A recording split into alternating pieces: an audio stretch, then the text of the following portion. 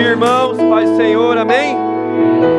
Glória a Deus, mais uma manhã, na comunhão aí dos irmãos. Tem uns lugares aqui na frente, quem quiser sentar aí, tá aí no fundo, pra você não ficar muito tempo em pé, fica à vontade. Nesse mês nós temos mergulhado em algumas cartas paulinas sobre a vida prática da igreja, como é viver esse cristianismo de uma forma muito prática e objetiva. Então hoje eu quero falar com vocês sobre como nós sermos uma família cristã, como nós devemos ter condutas, princípios, valores dentro da nossa casa. A gente vai ver hoje que é um assunto um tanto quanto desconfortável, porque muitas vezes esse assunto ele acaba revelando que mesmo a gente sabendo que fomos chamados para viver na contramão do mundo, muitas vezes a gente quer viver exatamente os padrões do mundo, exatamente como a sociedade impõe, como as coisas melhor funcionam, e não como o Senhor estabeleceu que fosse. Então, como eu sempre falo, se você quer, e eu tenho certeza que todos queremos, receber a graça, o favor, a bênção de Deus sobre a nossa vida, sobre a nossa família, para isso existe um jeito certo de se viver, existe a forma, a maneira correta que Ele mesmo estabeleceu na sua palavra, e que todo aquele que quer alcançar precisa seguir esses caminhos, amém? Sendo assim, eu quero apresentar então hoje algumas orientações deixadas como deve ser aí um lar cristão, seja você casado, seja você solteiro. Um lar, uma família no molde bíblico, ele é formado por um homem, uma mulher e os filhos, as crianças, onde cada um desses tem papéis e responsabilidades fundamentais para o bom andamento dessa família. Todos ali participantes, envolvidos, eles têm deveres e responsabilidades para um bom funcionamento. Todos nós começamos a nossa jornada sendo filhos. Depois a gente com o tempo vai se tornar maridos, esposas, até assim a gente assumirmos o papel de pais. Salvo aqueles que receberam a sua, ou melhor, uma vocação do Senhor ao celibato. E o apóstolo Paulo vai dizer, lá em 1 Coríntios 7, você que é um adulto, solteiro e recebeu essa vocação, top, maravilhoso. Você não vai passar por diversos problemas que vão vir junto com o casamento, a vida com filhos. Porém, ao momento que você recebe essa vocação e quer viver isso, você recebe também uma missão. Qual missão, pastor? Focar nas coisas de Deus. Você vai ter mais tempo. O celibatário ele tem bastante tempo para ele focar nas coisas do Senhor. Então entenda que é nas coisas do Senhor, se você recebeu essa vocação, e não nas suas coisas. Precisamos muito buscar um discernimento, um entendimento no Senhor, porque todo aquele que recebe essa vocação, ele tem um propósito, e a grosso modo é simples: ele precisa render, produzir, fazer muito mais do que um casado que tem outras obrigações. Então não existe essa de eu não casei, não tenho filho, mas estou enrolado porque agora eu tenho um cachorro, um gato, uma planta. Não tem isso, não tem essa desculpa. Não foi para isso que Deus te deu essa vocação, se é isso que você entende do Senhor. Todos nós seremos cobrados e responsabilizados por tudo aquilo que nós recebemos e negligenciamos. Estão entendendo? Amém? Então, mas você é um adulto solteiro que sabe que não foi chamado ao celibato, se orienta e assuma as suas responsabilidades que você tem. Qual? Construir família, criar filhos, pagar boleto, assumir responsabilidade, amadurecer. Fomos chamados a viver isso. Como diz o apóstolo Paulo para os coríntios, quando ele está dando esse exemplo e falando sobre o celibato, ele vai dizer: se vocês não foram chamados a viver de uma forma sozinha para o Senhor, então parem de pecar, parem de viver na bagunça, na fornicação, na imoralidade, se casem, firmem compromisso, honrem a aliança que você tem com ela, com ele. Ah, pastor, mas sabe como é que é? Ela ainda tem medo de sair da casa do pai, se vai dar certo, ela está insegura no futuro incerto. Então já cai fora, irmão. Se deu respeito, já cai fora. Para de ficar pecando. Ou casa ou sai fora. Enquanto a gente fica tolerando muito no relacionamento, as coisas não mudam, nada acontece, as coisas não progridem. Então se deu respeito, irmão. Se deu respeito, irmã. Não aceite alguém ficar te honrando somente no quarto, somente na parte do casamento. Casamento é para adulto. Casamento é para adulto, é coisa séria. Precisa ter compromisso, coragem, disposição. Se não tem, melhor cair fora. Como o apóstolo Paulo diz, parem de pecar, parem de viver errado. Então, voltando à ordem bíblica mais comum, primeiro nós somos filhos na família, após maridos, depois pai e mãe. Eu quero falar com você primeiro aqui sobre esse ponto do filho. Salmo 127, versículo 3. Quero só ler com vocês rapidão. Não passei esse texto aí, Iaguinho, mas se você conseguir rapidão aí, o Salmo 127, verso 3, vai dizer o que são os filhos.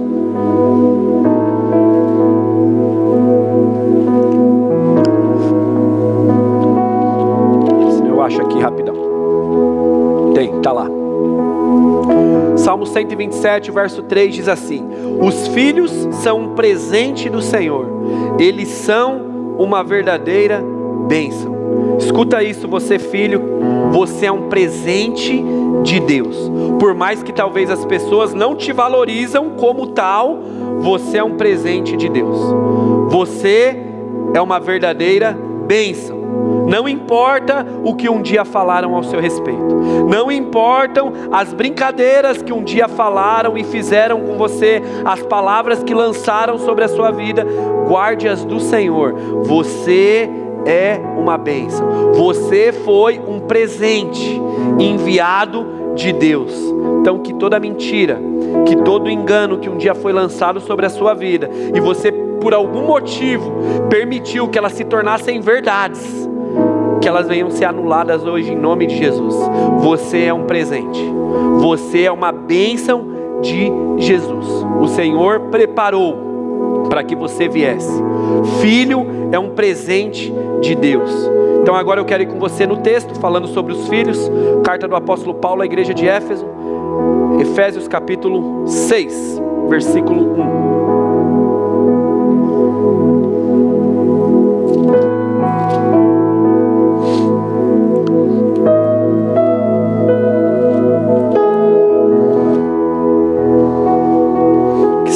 Orientações aos filhos. E o apóstolo Paulo diz assim: filhos, o dever cristão de vocês é obedecer ao seu pai e à sua mãe, pois isso é o certo. Como dizem as escrituras sagradas, respeite o seu pai e a sua mãe. Outras traduções dirão: honre seu pai e sua mãe, pois esse é o primeiro mandamento que tem uma promessa. Verso 3, façam isso a fim de que tudo corra bem para você. Você não faz isso porque sua mãe vai ficar feliz, porque seu pai vai ficar feliz, mas para que tudo corra bem para você, e você viva muito tempo na terra. Você, filho, adolescente, que ainda mora com os seus pais, seja obediente. Vou te contar uma coisa que você vai descobrir mais para frente: você não sabe nada ainda. Vai devagar, pura onda. O mundo já era mundo muito antes de você chegar. Seja humilde, paciente, entenda e respeite os seus pais. Por mais que eu sei, o tempo está voando, a cabeça muda, os entendimentos são outro, a cabeça normalmente do pai é diferente da do filho, mas saiba que isso não é um motivo para você desrespeitar. Não é um motivo para você se tornar uma pessoa desobediente, uma pessoa que tem a falta de honra dentro de casa. Aliás, você é dependente dele. Então seja grato. Seja grato pelo seu pai e pela sua mãe. Nós vivemos em um tempo, irmãos, onde muitos solteiros que vivem com os pais não tem dinheiro nem para comprar o papel higiênico que usa e quer meter banca dentro de casa.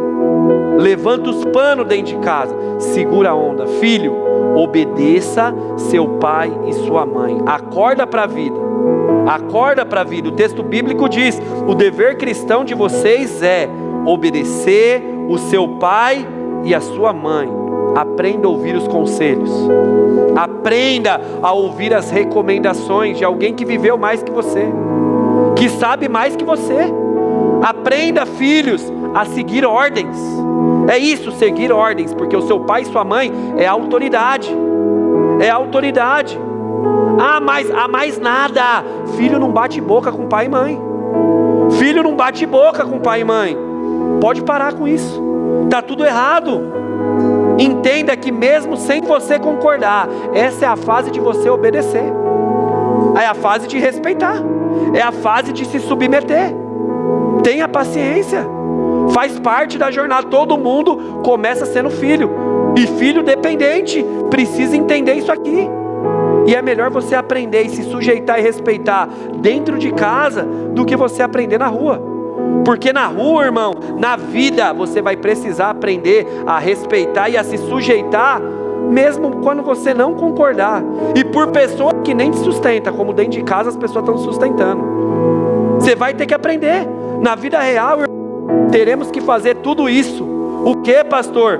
Entender que pessoas vão colocar situações onde a gente precisa obedecer, precisa se submeter, e elas nem nos bancam, nem nos sustentam.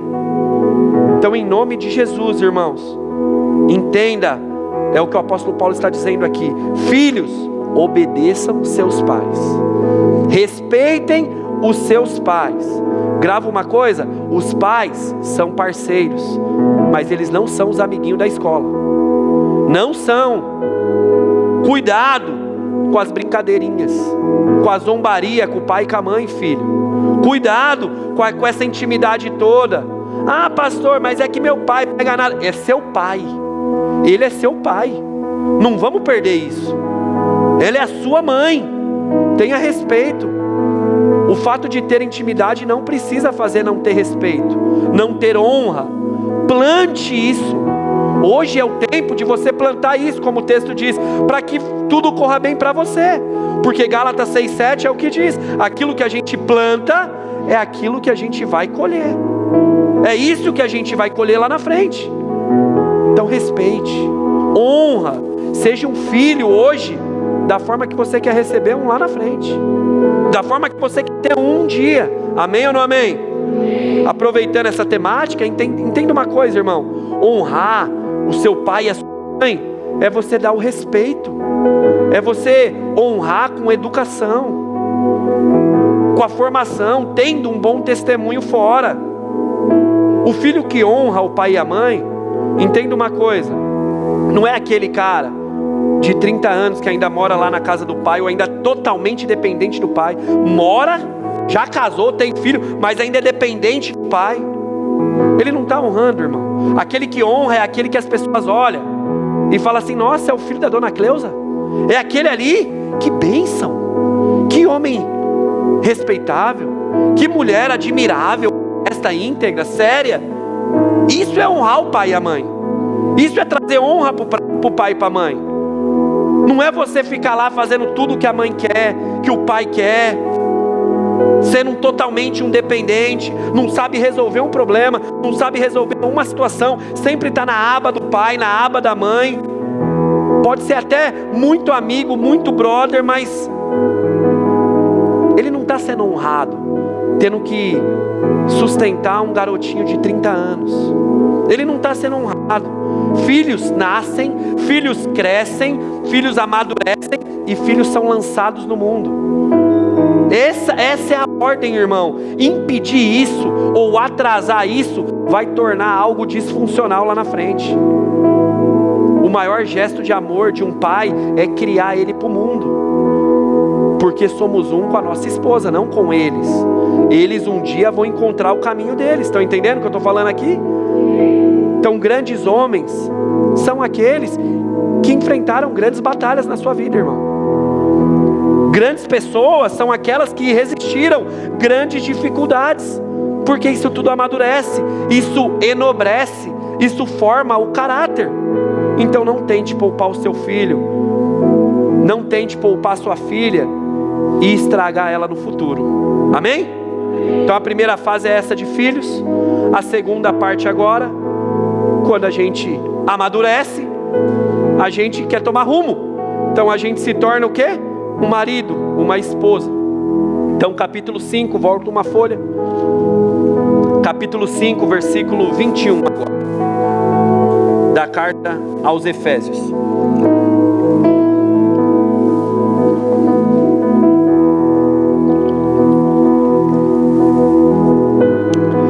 capítulo 5, versículo 21,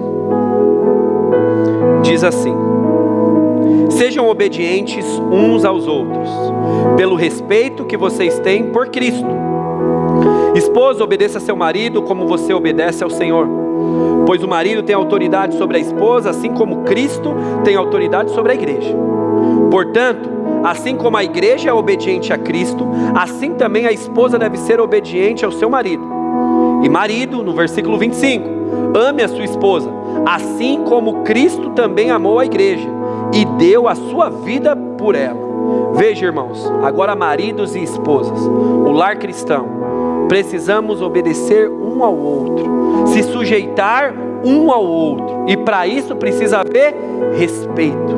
Respeito esse que eu tenho por Cristo, é o mesmo respeito que vocês têm por Cristo. O apóstolo Paulo inicia falando: vida de casal, irmãos, não é fácil, não é fácil, tem muita coisa boa, é top, mas no combo vem junto com muita coisa difícil, muita coisa desconfortável. E para dar certo, precisa ter dedicação mútua, participação mútua. Eu sozinho não consigo, a Carol sozinha não vai arrumar nada, mas juntos se torna algo possível. Os dois querendo, os dois tentando, vai se tornar algo possível. Mas para isso, precisa querer fazer acontecer, precisa saber se submeter, precisa saber se sujeitar, precisa conseguir se agradar, mesmo não fazendo aquilo que gostaria. Muitas vezes, irmão, no casamento a gente vai ter que fazer coisa que eu não gosto só para agradar, porque ela gosta. É normal isso. Muitas vezes eu vou em lugares que eu não gosto, mas para ela é importante. Muitas vezes ela vai fazer comida, aleluia, que ela não gosta, mas porque você gosta. Glória a Deus, recebe isso. Estou zoando, mas eu não sou injusto. Minha esposa é uma, te amo, meu amor, você faz tudo que eu gosto. Isso é casamento. Não é sobre somente a minha vontade, somente o meu desejo, mas agora passou a ser a nossa. Agora é a nossa. É assim o lar cristão. O final do capítulo 5, o apóstolo Paulo vai dizer: agora não são mais dois, agora é um. Agora é um só. É um gosto, é uma vontade, tem que estar tudo em concordância, tem que se conversar. Então, aprofundando um pouquinho mais: pastor, mas é tudo junto, as decisões são em conjunto, então é natural, os dois vão estar mandando. Sim e não, irmão. Como assim, pastor? As decisões são trabalhadas em conjunto. Somos uma casa, somos uma família, mas a palavra final é do homem, a autoridade é dele, porque ele recebeu, e no final é ele que vai ser cobrado. É ele que vai ser cobrado. Se ele está terceirizando, é ele que vai ser cobrado. O versículo 23 e 24 que nós lemos, diz assim: o marido tem autoridade sobre a esposa, assim como Cristo tem autoridade sobre a igreja. Portanto, assim como a igreja é obediente a Cristo, assim também a esposa deve obedecer em tudo o seu marido. Ah, pastor, mas aí é complicado. Aí você reclama com Deus, não é comigo. É ele que deixou, é ele que falou que é assim. Aleluia, é assim. É assim. O lar cristão, a forma como você vai receber e viver as bênçãos de Deus, é vivendo dessa forma. Foi ele que definiu assim. E sabe por quê? Porque no grande dia, Adão, você vai ter que dar conta da mulher que você se uniu. No grande dia, Adão, como é que foi? Ele vai avaliar se você fez o melhor. Ele vai avaliar se você guiou da forma mais correspondente. Porque a responsa, a autoridade, foi dada para você, homem. Ela foi entregue a você. Sendo assim, a cobrança é com você. É com você que vai chegar. Ah, pastor, mas sabe o que é? Minha mulher é difícil. Eu deixo algumas coisas para evitar briga. Primeira coisa, irmão, vou te falar: não é só a sua mulher que é difícil. Não é só a sua. Para com as desculpas. Segundo ponto, e não fica bravo comigo não, irmão. Você não resolve, não é porque você não quer evitar briga, é porque você é mole, é frouxo. Você é meio frouxo, irmão. Entende uma coisa? A esposa que o homem tem, em grande parte, é aquela que o marido permitiu ela ser. É aquela, irmão. Como assim, pastor? Irmão, o texto é claro. O texto de Gênesis diz que Deus cria a mulher da costela do homem e entregou a ele. Ou seja, Deus criou a mulher. Adão, você faz a esposa agora. Você faz a esposa. Ele criou a mulher, você faz ela. Então é sem desculpa, igreja. Ah, pastor, mas sabe o que é? Ela teve uma criação difícil. Nossa, lá as coisas são diferentes, pastor, você não está entendendo. Então é por isso que você tem que se relacionar com o crente. Por quê? Porque em Cristo nascemos de novo. Não interessa como ela era, interessa que agora ela tem que ser uma nova criatura. As coisas mudaram. Não interessa mais que ela era difícil, ela precisa ser mais fácil agora. É assim. Por isso que crente tem que buscar um crente. Vai ser mais fácil. Já é difícil. Tem gente que quer dificultar um pouco mais ainda. E outra, você não conheceu ela antes? É só agora que ela foi difícil? Foi casamento à cega, tipo na TV? O que é? Tá louco? Você não namorou antes? Me ajuda, irmão. Resolve seus BO. Resolve. Casamento, namoro, é isso. É um tempo de se conhecer. Se conhecer, um conhecendo o outro. É um tempo de brigar, para ver como é que vai lidar com as brigas. Casal que vem trocar ideia, que vai casar, e aí a gente está trocando uma ideia e tal, e aí eu sempre pergunto, né? E aí, como que vocês lidam com as brigas e com a diferença de vocês? Quando a resposta vem, pastor, a gente não briga, a gente se ama, a gente não tem desentendimento, você acredita? Irmão, me dá uma coisa, me dá um negócio, irmão, que eu já falo, então já tem uma lição de casa. Vai arrumar umas tretas, arruma uma briga vocês dois, discussão. Eu quero que vocês arrumem uma confusão essa semana, um estresse, porque vocês precisam conhecer o pior um do outro. Não dá para ficar nesse conto de fadas aí não. Vocês precisam conhecer antes de casar qual é o lado ruim um do outro. Então vocês têm que brigar. No casamento vai ter briga, e você precisa conhecer, irmão. Não dá para depois que casar você ver com quem que você casou. Não é assim. Então eu já falo, arruma um conflito essa semana aí. Vê se depois disso vocês vão continuar se amando. Vê se depois disso o perdão vai começar a entrar em cena. Vê como é que é. Depois disso vocês conseguem se entender, ou vai ficar toda hora jogando mágoa, jogando na cara? Como é que vocês resolvem isso aí? Porque isso é vida real. Essa é a vida real. No casamento vão ter várias situações dessa. Sim ou não, irmão? São várias. São várias. A gente precisa estar atento aí. Então entenda, a sua esposa, em grande parte, ela é aquilo que você acaba permitindo.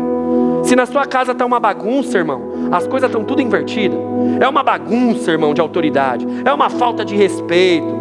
Na maioria dos casos, não quero generalizar, mas na maioria dos casos, a culpa é sua. Eu estou falando com o marido agora, com o homem. Ah, pastor, mas ela é indomável, ela é geniosa.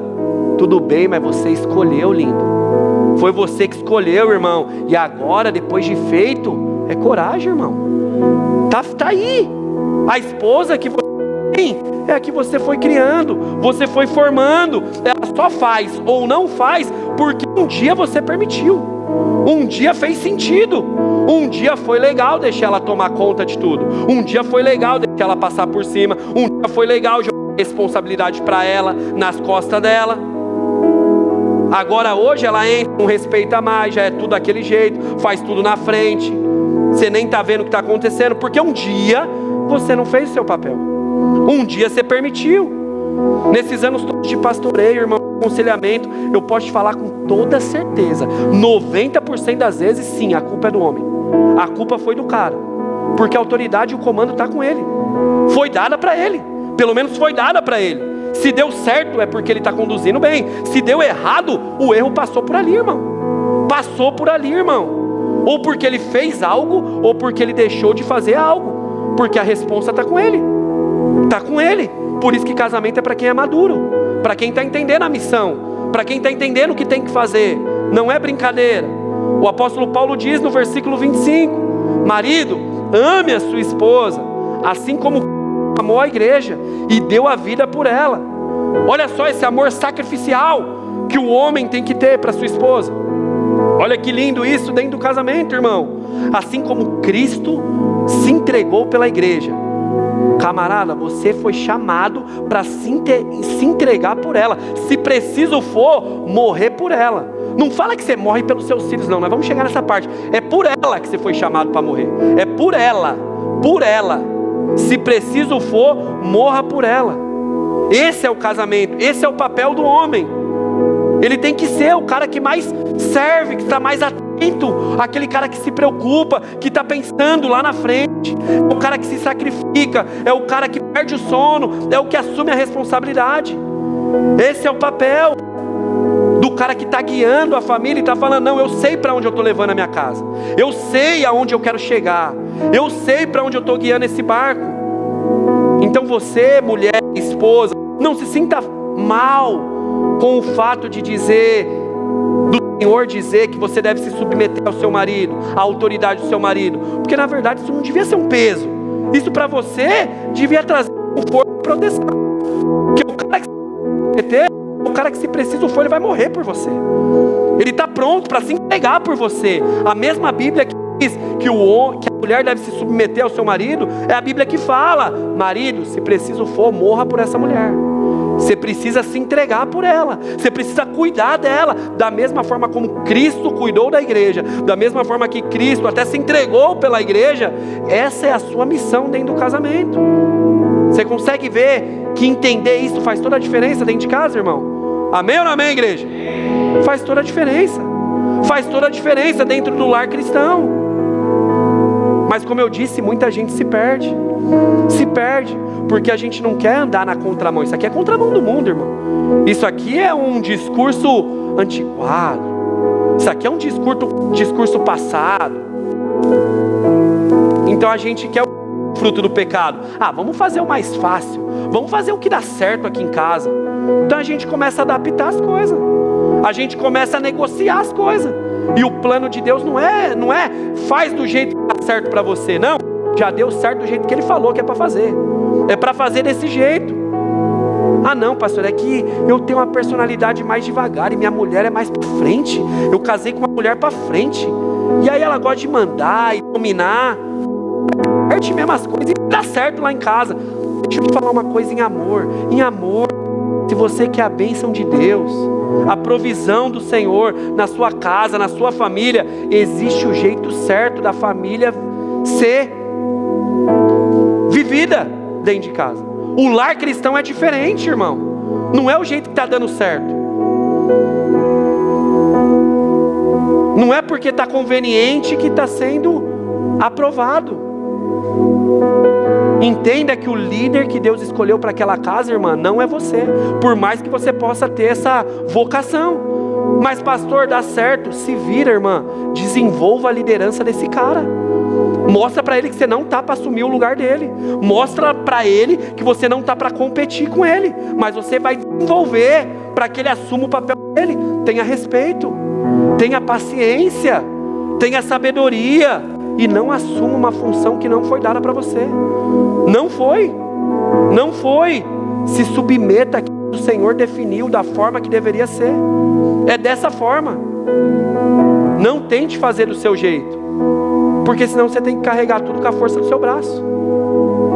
Como é que você quer que a provisão de Deus, a bênção de Deus, o cuidado de Deus venha? Está vivendo tudo errado, está fazendo tudo errado. O básico não está sendo feito, o mínimo não está sendo feito. E você, marido, para de negligenciar o seu papel. Para de negligenciar o seu papel. Para de ter medo e querer toda hora ficar dividindo a responsa. Para de ter medo e toda hora tentar se esconder na força dessa grande mulher que Deus te deu. Seja homem, meu irmão. Se posicione para a glória de Deus. Amém ou não amém?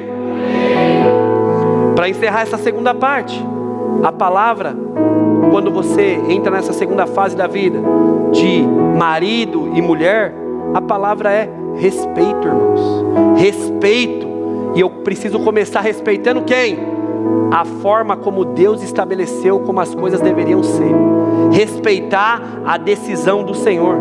Então eu primeiro preciso me submeter à vontade de Deus e depois assumir a minha posição de líder dentro de casa. Eu primeiro preciso me sujeitar à vontade de Deus para depois eu me sujeitar ao meu marido dentro de casa. É respeito, igreja. Casamento não é fácil. Só vence quem persevera. Só vence quem resiste e não desiste, não larga. Amém? Terceira parte, e uma que eu me identifico muito, porque é a que eu vivo. Não apenas filhos, nem somente maridos, mas agora somos Pais, mães, e aqui é onde fica um pouco mais difícil, porque agora é onde você precisa deixar o exemplo. O pai e a mãe, ele precisa ensinar, liderar, instruir com a boca? Não, é com o exemplo. Com o exemplo. Não pode ser somente palavras vazias, não pode ser somente conselhos furados, só na hipocrisia. Não rola, não vai dar certo.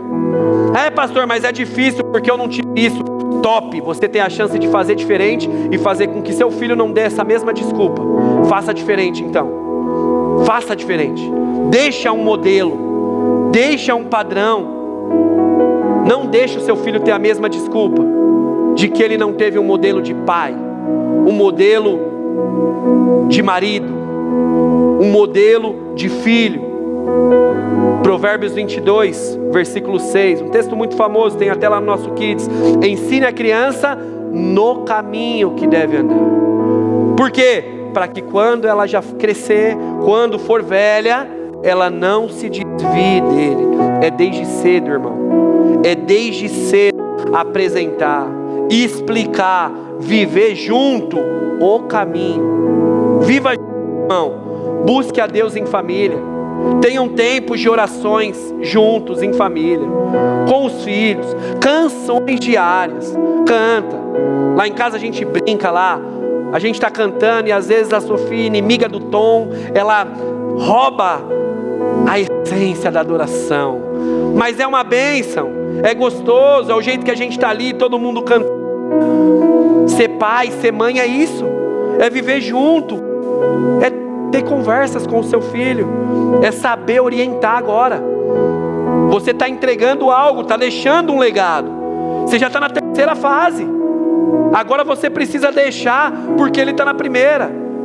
E é preparar ele para chegar na segunda, que é encontrar um homem, uma mulher de Deus. E aí a vez dele, preparar a outra fase. Não seja somente aquela pessoa que critica, mas seja quem critica. Porque é melhor a crítica vir de você do que vir da rua. Mas também seja aquele que encoraja, que motiva, que incentiva também, irmão. O pai precisa fazer isso com o filho.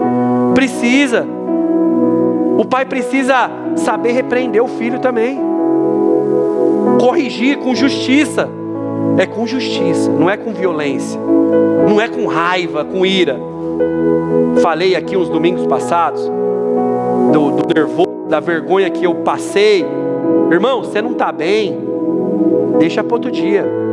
Deixa para outro dia, que não é sobre violência, não é sobre raiva, é sobre justiça.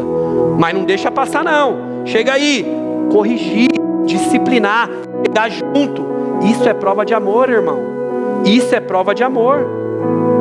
Prova de amor é você colocar limite.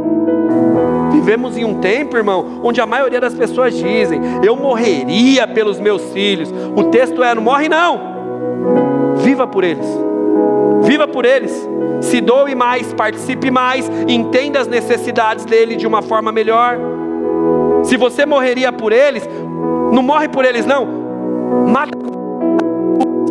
Consegue matar alguns prazeres seus para ficar com eles, para ter mais tempo com eles, ter um olhar mais sensível para eles, se lembrar daquilo que a gente falou lá no início. Os filhos são um presente de Deus, um presente que nos foi dado, irmãos. Se lembrem, irmãos, filhos são um presente de Deus, e é responsabilidade do pai, da mãe, formar, educar, instruir. Essa é a missão de um lar cristão. O apóstolo Paulo, ele deixa uma orientação que eu comecei a seguir há pouco tempo, confesso para vocês, não tem muito tempo. E é uma orientação que eu vejo que é muito comum acontecer. E a orientação, ela está, primeiro, ele faz ao povo lá de Éfeso, está em Efésios 6, versículo 4. A primeira orientação ele manda para essa igreja de Éfeso. Efésios 6, versículo 4, diz assim: pais, não tratem os seus filhos de um jeito que o façam ficar irritados, com raiva.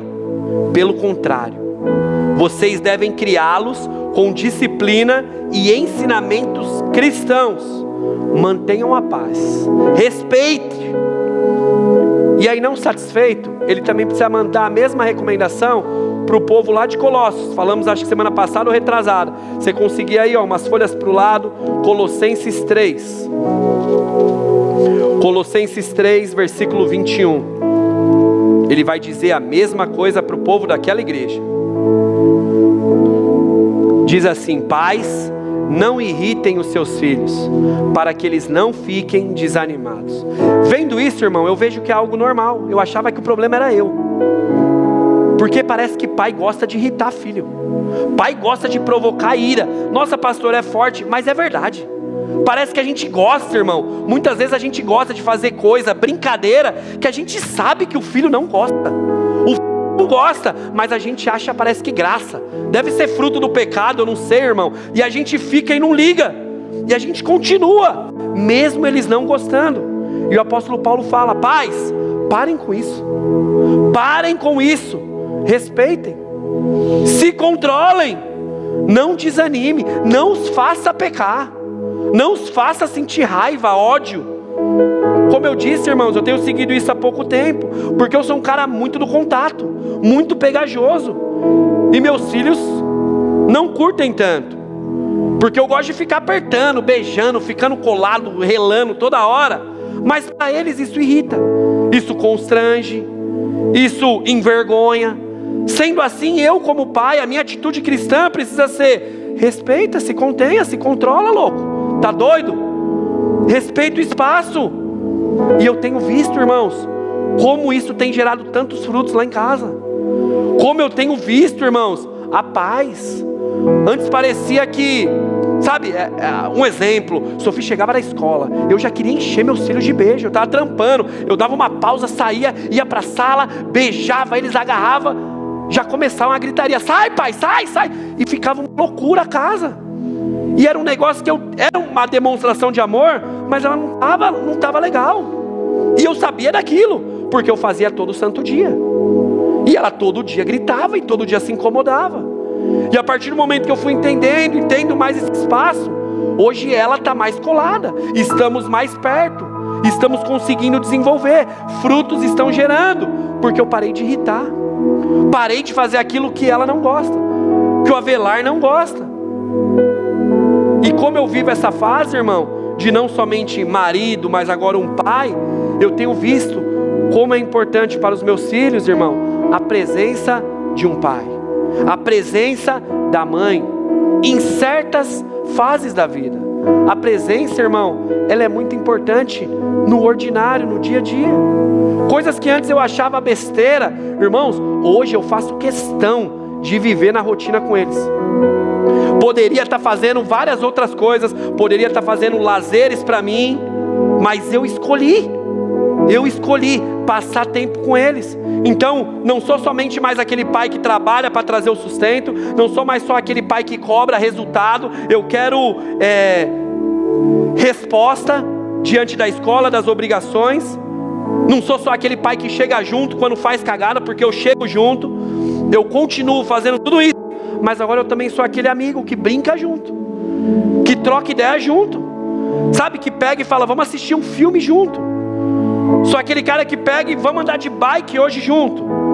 Criei um hábito da gente treinar junto, e faz os nossos cardios tudo junto, e um incentivando o outro, naquela gritaria nossa doida.